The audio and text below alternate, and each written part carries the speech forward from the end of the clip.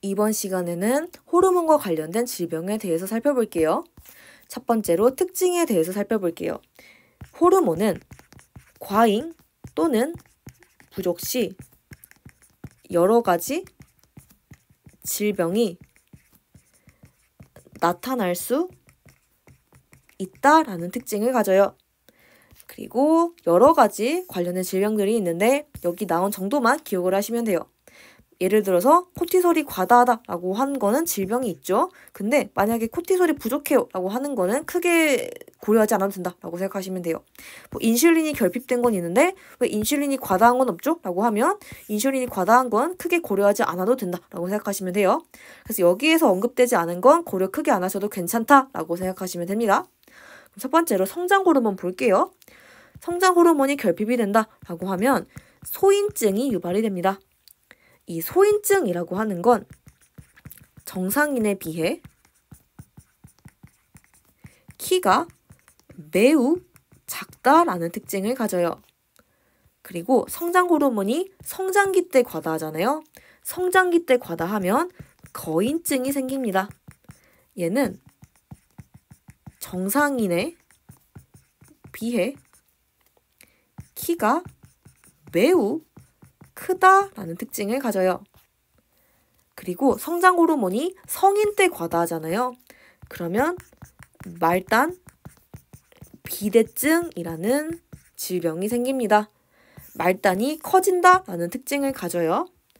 얘네들은 우리 몸의 말단인 손과 발이 커지게 된다라는 특징을 가집니다.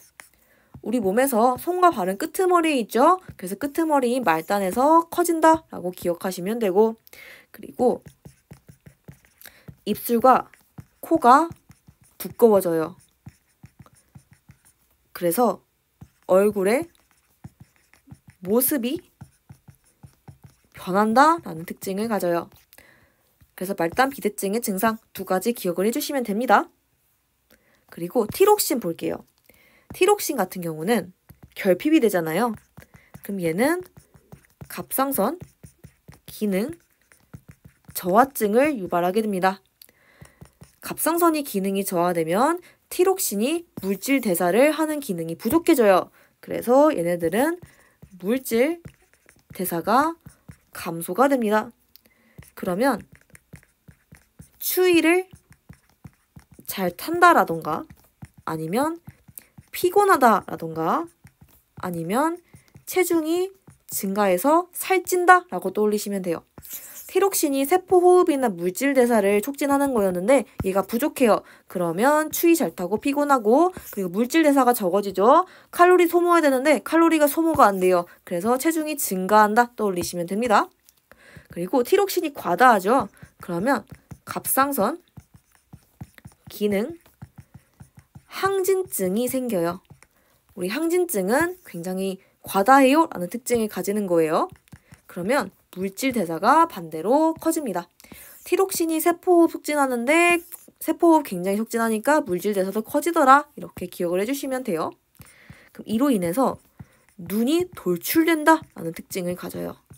굉장히 특이하거든요. 갑상선 항진증 떠올리면 눈 돌출, 이게 굉장히 키워드예요.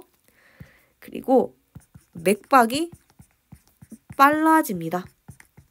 그리고 세포호흡을 굉장히 많이 하죠. 칼로리 소모가 너무 많아요. 그래서 칼로리 너무 많이 소비해서 체중이 감소한다. 이렇게 생각을 하시면 돼요. 그리고 인슐린 볼게요. 인슐린은 결핍이 됐다라고 하면 정말 유명하게 당뇨병에 걸리게 됩니다. 이 당뇨병은 증상이 체중이 감소하고요. 오줌을 자주 눈다라는 특징도 가지고요. 그리고 갈증이 많이 생긴다라는 특징도 가지고요. 그리고 오줌에 당이 섞여 나온다라는 특징도 가져요. 그래서 당뇨병이라고 하는 게 이 뇨가 소변이거든요. 소변에 당이 있어요 라고 하는 게 당뇨병이에요. 그래서 오줌에 당 섞여 나온다가 결국은 이름의 정이다 이렇게 떠올려 주시면 돼요. 그리고 체중이 감소하는 거 있죠. 이 체중이 감소하는 게 좀 의아할 수가 있는데 우리 당뇨병에 걸리잖아요. 이거는 세포가 당을 흡수하지 못한 거예요. 세포가 당을 흡수해서 에너지를 막 생산해야 되거든요. 근데 세포가 당을 흡수하지 못하니까 당이 결국은 혈액에 남아 있어요. 혈액에 남아 있다 보니까 당을 쓰지 못하고 세포가 사용하지 못하니까 얘가 다 배출이 돼버려요. 당이 다 배출이 돼버리니까 당을 쓰질 못하죠. 당을 저장을 해야 되는데 쓰지 못하고 다 배출이 돼버려요. 그래서 결국 살이 빠지게 되는 겁니다. 그리고 이 당뇨병에 3대 증상이 있어요. 다뇨, 다음, 다식. 얘가 당뇨병의 3대 증상이거든요. 하나하나 살펴볼게요. 다뇨라고 하는 건 글자에서 잘 알 수 있을 것 같은데 소변량이 많아진다 라는 특징을 가져요. 소변이 많다 이렇게 생각하시면 되고요. 다음이라고 하는 건 물을 많이 마신다 라고 기억하시면 돼요. 그래서 많이 마신다 떠올리시면 되고 다식이라고 하는 건 음식을 많이 먹는 거예요. 그래서 음식을 많이 먹는다 이걸 떠올리시면 돼요.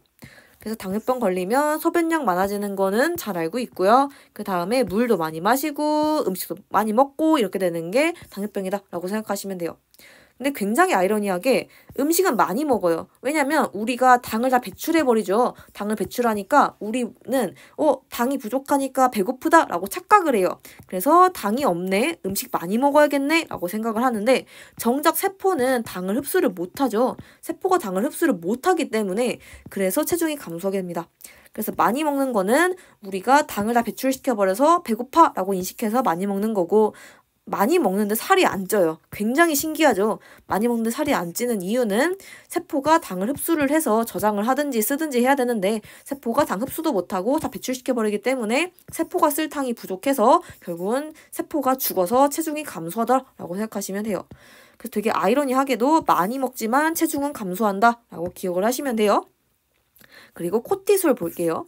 우리 코티솔 같은 경우는 굉장히 과다한 경우들이 문제가 돼요. 우리 코티솔은 스트레스 받을 때 많이 나온다고 했죠. 그래서 스트레스가 많이 있을 때 코티솔이 많이 분비가 됩니다. 그러면 많이 분비가 되면 문 페이스가 생겨요. 즉 얼굴이 달덩이가 됐다라는 뜻이에요. 그래서 얼굴이 동글동글해진다 라고 생각하시면 되고 빵빵해진다 라고 생각하시면 됩니다. 얼굴이 띵띵 부어서 달덩이가 된다 라고 생각하시면 되고 코티솔이 많으면 앞에서 설명드렸다시피 지방의 축적이 증가하게 됩니다. 얘가 스트레스 받는 호르몬이죠. 스트레스 받으면 살찐다 라는 표현 있죠. 그거 맞는 얘기입니다. 스트레스 받으면 코티솔 분비 많아지고 얘가 지방 축적을 증가시켜서 살찐다 생각하시면 돼요. 그리고 성호르몬 볼게요. 성호르몬은 이른 시기에 분비되면 성, 조, 숙 등을 유발을 하게 돼요. 이로 인해서 2차 성, 징 시기가 빨라진다라고 생각을 하시면 돼요. 성, 징이에요. 성호르몬과 관련된 내용이니까 성장과 동일한 표현인 성징을 사용한다 기억하시면 되고 성호르몬 빨리 분비되면 성조숙증 유발한다 기억하시면 돼요. 그러면 호르몬 관련 질병을 마무리하고 그 다음에 항상성 한번 살펴볼게요. 우리 항상이라고 하는 건 always죠. 이거 기억하시면 됩니다. 그래서 항상성의 정의는 몸, 안팎의 환경이 변해도 적절하게 반응하여 몸의 상태를 일정하게 유지하는 성질이다 생각하시면 돼요. 그리고 얘네들의 특징은 신경과 호르몬의 작용으로 항상성이 유지가 됩니다. 예시로는 체온 유지가 있고요. 혈당량 유지가 있고요. 몸속 수분량, 유지가 있습니다. 이렇게 세 가지 예시는 뒤에서 더 자세하게 설명을 드리도록 할게요. 그러면 일단은 신경과 호르몬이 작동한다고 했는데 얘네들의 차이점에 대해서 비교를 해보도록 하겠습니다. 이 그림을 참고해서 빈칸을 채워보도록 할게요. 호르몬은 일단 전달 매체가 혈액이에요. 호르몬이 혈관으로 분비가 돼서 혈액을 타고 움직입니다. 반면에 신경은 전달 매체가 뉴런입니다. 그리고 신호 전달 속도가 호르몬은 느려요. 반면에 신경은 빠르다라는 특징을 가져요. 우리 신경은 약간 전기 신호거든요. 그래서 전기는 빠르죠. 그래서 굉장히 빨리 전달이 되는데 호르몬 같은 경우는 혈액 타고 느리게 이동을 한다라고 기억하시면 되고요. 지속 시간은 호르몬은 지속적이에요.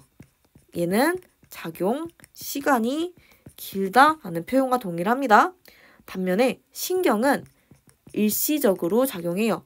작용 시간이 짧다라고 생각을 하시면 돼요. 그래서 신경은 빨리 가는 대신에 전기 신호다 보니까 한번 팍 치고 끝나고요. 호르몬은 느릿느릿 혈액을 통해서 가요. 하지만 느릿느릿 간 만큼 작용하는 장소에서도 느릿느릿 작용을 해서 굉장히 오랫동안 작용하더라. 이렇게 기억을 하시면 돼요. 그리고 호르몬은 혈액을 통해서 온몸을 순환을 해요. 온몸 전체에 순환을 하다 보니까 얘는 작용 범위가 굉장히 넓다라고 생각하시면 되고요. 반면에 신경 있죠. 얘 같은 경우는 붙어있는 부분에만 탁 치고 나와요. 그래서 붙어있는 부분에만 영향을 끼치기 때문에 작용 범위가 굉장히 좁더라라고 기억을 해주시면 돼요. 그래서 이 그림을 봐도 호르몬은 혈관을 통해서 온 몸을 순환을 하다 보니까 얘네들은 굉장히 넓은 범위에 지속적으로 작용하더라 라고 생각하시면 되고요. 신경 같은 경우는 한번 탁 치고 끝나거든요. 그래서 굉장히 연결되어 있는 좁은 부위에만 작용을 하지만 대신에 한번 팍 치고 끝나니까 일시적이더라 이렇게 기억을 해주시면 됩니다. 네, 그럼 이렇게 해서 두 번째와 세 번째 부분을 마무리하도록 하겠습니다.